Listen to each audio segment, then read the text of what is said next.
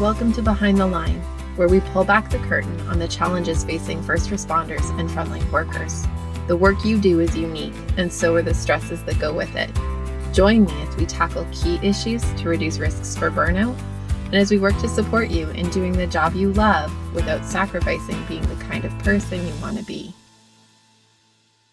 Hey there, and welcome back to Behind the Line. I'm your host, Lindsay Foss. If you're new to Behind the Line, what you should know about me is that I'm a clinical counselor specializing in trauma therapy. And after over a decade working with first responders and frontline workers around issues like burnout, compassion fatigue, PTSD, and related OSIs, I have become a passionate wellness advocate and educator for those who sacrifice so much for our communities out on the front lines. Behind the Line is a place for us to talk about the real life behind the scenes challenges facing you on the front lines. I created this podcast with the hope of bringing easy access to skills for wellness, allowing you to find greater sustainability both on the job and off. We have been on a journey this whole month talking about early indicators to be watchful for and aware of as people who work in higher risk jobs. If you've been listening, you'll know that we've been talking about the things that let us know that we are changing, being changed, and that we need to know what to look for so that we can intervene early and catch it before we've gone too far down the rabbit hole. We have touched on the heavy hitters, hypervigilance, dissociation, numbing, and avoidance, which together make up the main criteria used to diagnose things like posttraumatic stress disorder. We've talked about how these show up, both early on as well as when we're moving deeper into traumatic stress and stress-related injuries. We've also talked about what we can do to catch them and meaningfully intervene in them to try to protect ourselves from spiraling further down. Today, we're going to talk about the more nuanced facets of stress-related impacts. These are the ones that don't necessarily show up as criteria that a psychologist or psychiatrist would check boxes for when assessing for PTSD and other stress-related concerns. But we know from research and from clinical experience that they're very much connected to stress exposure. Today, we're talking about the indicators our bodies give us when they are done. And we're going to talk about some of the early indicators that can give us a heads up that our body is crying out for us to do something before it's too late. For the purpose of our topic today, I want to share a metaphor that I've used in an episode before, but it was a long time ago now. I want you to imagine that your body is like a baby. When a baby wants or needs something, it usually starts by giving a couple little snorts or small vocalizations to try to get a caregiver's attention. They might start moving around more or making facial expressions to denote that they have a need. An attentive and attuned caregiver might catch these early signs of need and join the baby in figuring out what the need is and seeking to meet it. And if that happens successfully, the baby settles and all is good with the world. But if the caregiver misses those initial efforts, the baby gets more restless and will up the ante. The baby will cry out louder to make sure it's heard. Again, if a caregiver attends and attunes here, crisis can be averted by interacting with the baby and meeting the need. But if the caregiver fails to join the baby here, the baby will have to up the ante again. And this can go on and on until the baby wails to the point that even when the need is met, the baby is inconsolable.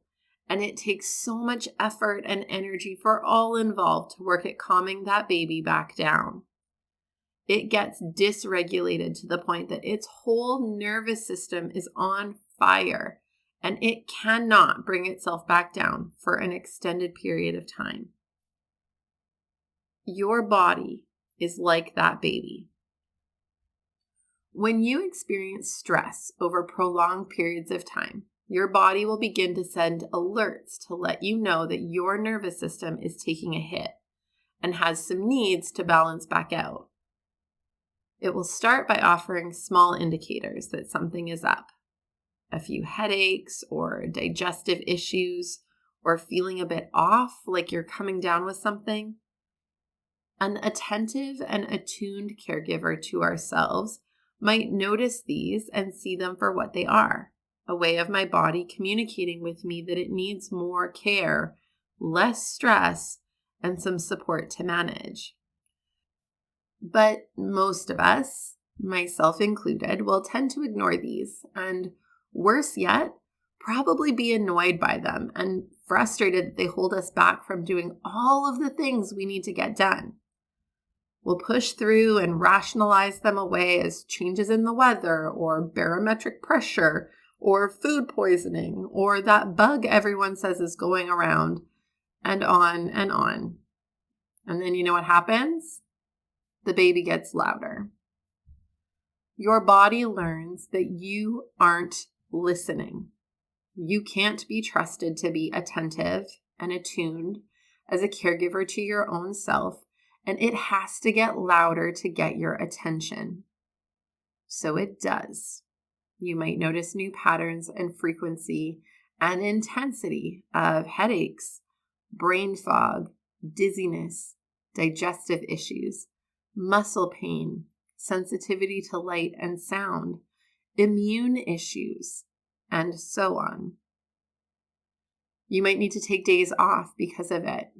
You might notice you're taking more sick days than usual. You might notice that you're feeling less well, but others in your family don't seem to be catching the same bugs. Again, if we can be the attentive and attuned caregiver, we have an opportunity to interact with ourselves and build trust with our body and brain by being actively responsive to the needs we're hearing and picking up on. It's funny because I see parents do this all the time with kids. Kids say they have a stomach ache every morning for a week, and parents know that while it might be a stomach bug, they are just as curious about what's going on at school that might have that kid feeling tight and tense and ill. We know stress shows up in kids' bodies, and we explore that with and for them. But with us, we have a high tendency to gloss over it, push past it, shush it, demand that it shut the fuck up so we can keep functioning to the level we have demanded of ourselves.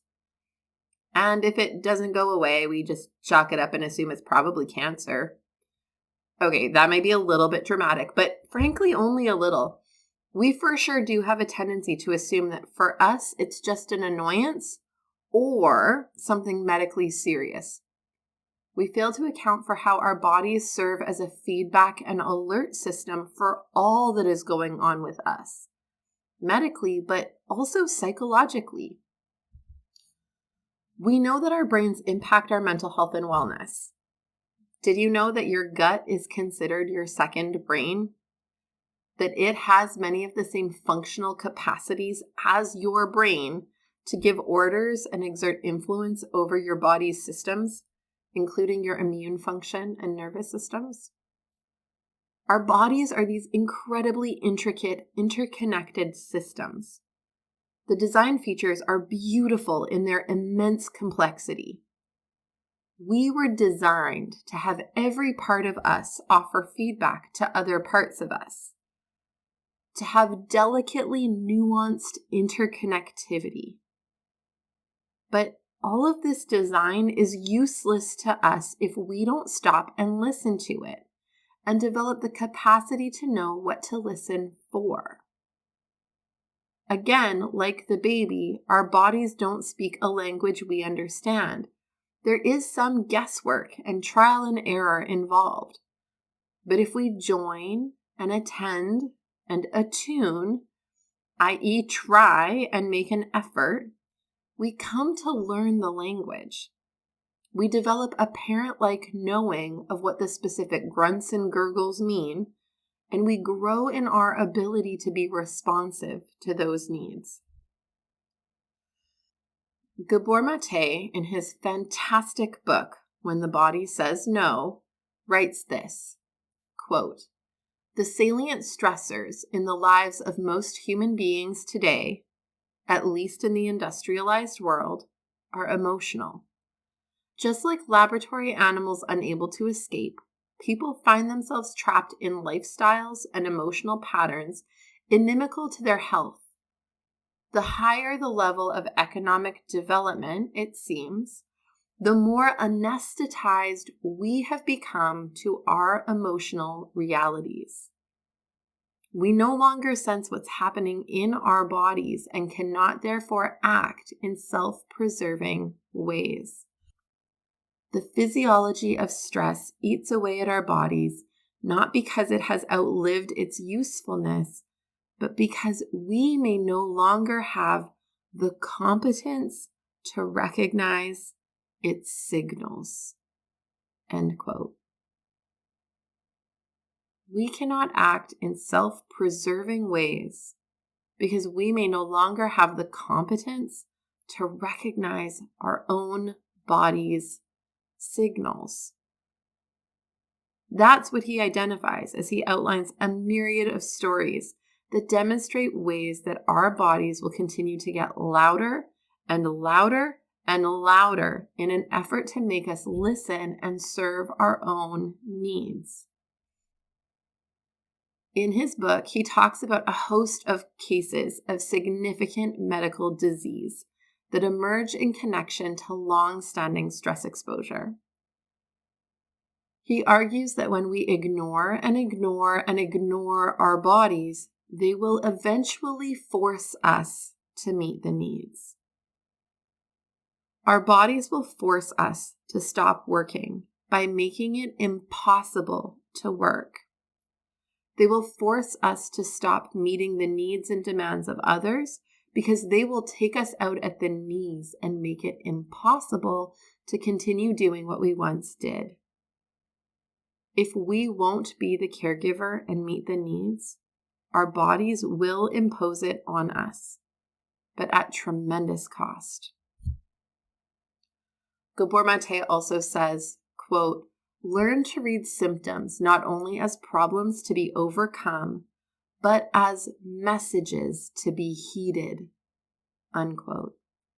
And this really does align with our baby metaphor. There is a message that is trying to be communicated, and for a reason that feels important to your body. It needs you to know something, and it's doing all it can to get you to listen. We need to be willing to examine symptoms not just as annoyances, inconveniences, medical illnesses that need treating. We need to be willing to be open to hearing what our bodies are trying to say and to show up as willing caregivers who can make efforts at interpreting and meeting those needs. Now, that doesn't mean that we ignore medical illness and don't intervene with treatments. I don't mean for you to go to new extremes and chalk everything up to stress and never go see your doctor. What I am saying is that it is both. It can be both. It can be that you are getting sick more often, catching every cold and flu bug that comes around. And you may need medicine or vitamins or immune boosting support to help overcome that. But we shouldn't just treat it without wondering why we are getting sick more often.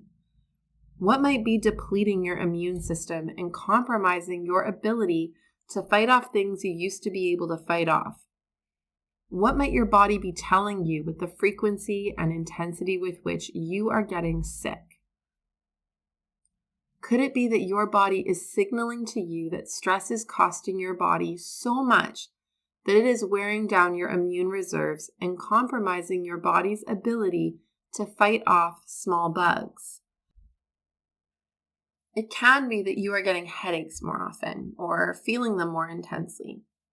While you should talk to your doctor about that and use what you need to in order to manage pain, it isn't enough to just treat it and go on like it's all fine. Why were you getting more frequent or intense headaches? Have you been clenching your jaw at night? Are you carrying more tension in your neck and shoulders? Are you holding your breath or breathing shallowly more often? Is stress impacting your blood pressure, oxygenation, and other factors that can lead to headaches and migraines? When we think about what our body might be alerting us to, we can respond differently. Instead of just taking pain meds and deciding this is something we have to live with, we can look at reducing stress or intervening at levels that support our body. Maybe massage, yoga, meditation, and other tools could offer supports that allow me to mitigate the concerns and meet my body's need to balance the demands on my nervous system. Behind the Line is sponsored by Beating the Breaking Point. Beating the Breaking Point is a 7-part online training program designed specifically for first responders and frontline workers, and tailored to fill the gaps in your training to support resilience and sustainability. Whether you're new to the work and wanting to cultivate tools to prevent burnout, compassion fatigue, and related concerns, or you are deep into your years on the job and have gone a few rounds with burnout and other mental health challenges, this program offers the foundational pieces you need to support personal and professional wellness for the long haul. You are a helper. You love your work and you sacrifice a lot. Investing in you and your sustainability is the best gift you can give yourself and those who lean on you. We make this program as risk-free as possible by offering a limited money-back guarantee to ensure that it's a fit for you. If you enjoy Behind the Line, you are going to love this program. Google Beating the Breaking Point Lindsay and find everything you need to get started, or use the link in the show notes. Now, back to the episode. When retired RCMP member Jen Pound came on the show, she shared about her experience of PTSD manifesting as a cold she just couldn't shake. She shared finding it hard to get diagnosed properly and supported properly because this isn't the typical presentation. It went on and on because she thought eventually she'd get better, but she didn't. And by the time it was identified for what it was, it required so much more effort to try to come back from it. She tried to push through for some time, and the wear and tear took such a toll. I so valued her sharing her story because it's incredibly valuable and instructive. We need to know what to watch for. We need to know how to be interpreters of what our bodies are trying to share with us. We need to know that our bodies are trying to communicate, not trying to be assholes who get in our way. We need to interact with our bodies and the feedback our bodies offer us in such a way that gives space to make sense of it and work with the message together. We need to create space to be curious about how our body is doing, changes we notice in how it's being, and aware of what it might be telling us about our own needs. No one can do it for us. No one can listen to our bodies on our behalf.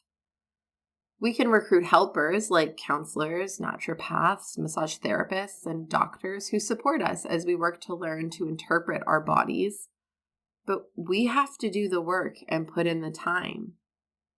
Like learning what a new baby's grunts and gurgles mean, we have to spend time, pay attention, and really tune in. We have some trial and error. We may hear the baby and try feeding it, changing its diaper, and still find that its need has not been met. We try things out and see what the response is. Does it soothe or not? And go from there. It's the same for us. We need to be willing to invest the time to pay attention, try things out, experiment, and listen to the feedback. Does this soothe my needs? Maybe a little, but it's still there. What can I try next? Ignoring and hoping it will go away can't and won't work. Like the baby, your system will just continue to get louder and louder until it becomes so dysregulated that no amount of soothing will bring it back down. Also, just like a baby, your worth and value are defined not by what you do, how you perform, how much you give, but by who you are in your simple and glorious existence. You deserve to be treated with the same caring regard as you would treat a precious newborn. You deserve the same level of attentive, attuned caring that we invest in small humans who will grow to be big someday. You deserve to continue to be invested in the same ways you deserved to have been invested in when you were small, helpless, and dependent on people to nurture you. Your needs haven't changed, just your size has. You are no longer dependent on caregivers to meet your needs. You are now the capable and reliable caregiver who can show up for you and be trustworthy in being responsive to your needs. The power is in your hands. All you have to do is pause to listen to the feedback, learn over time, and through experimentation to interpret the feedback and consistently work to show up with efforts to meet the needs identified by that feedback. As we wrap up for today, I want to remind you to please reach out and connect if you have any questions or feedback. You know I love hearing from you and shaping this podcast to echo your needs and interests. I love hearing about what you're working on and how you're using what we talk about on this show. You can find me on Facebook and Instagram at Lindsay A. Foss, where you can follow me or tag me, or you can email me at support@thrive-life.ca. To those who love this podcast and share about it to those you know, I want to continue to say a huge thank you. I so value you helping us to make a difference for other frontline helpers who risk so much to serve our communities. Know that we can be found online on our website, on most major podcast platforms, as well as on YouTube. We make all of our resources available to you because the work you do matters. But more than that, you matter. And we want to make sure that you have what you need to keep up the good work at work, as well as in your real and amazing life outside of the work you do. So use it and share it. And until next time, stay safe.